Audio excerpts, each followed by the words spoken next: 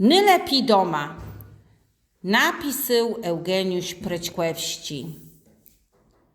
Dze w świece dobrze je nama i miło poznawać nie znuny, le równak nylepi je doma westrzód familie kłechuny.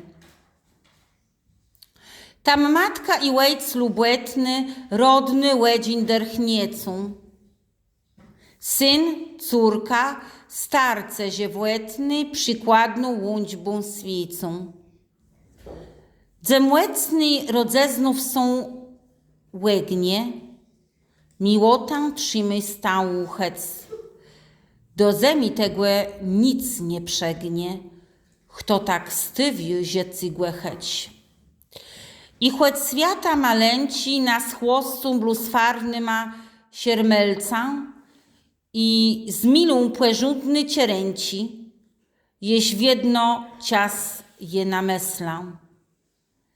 Dze radę tej siekac, a gdze, lezy skłel matci, łejca, kłełeni, choć młezie bez zle, sierok łedymkną serca.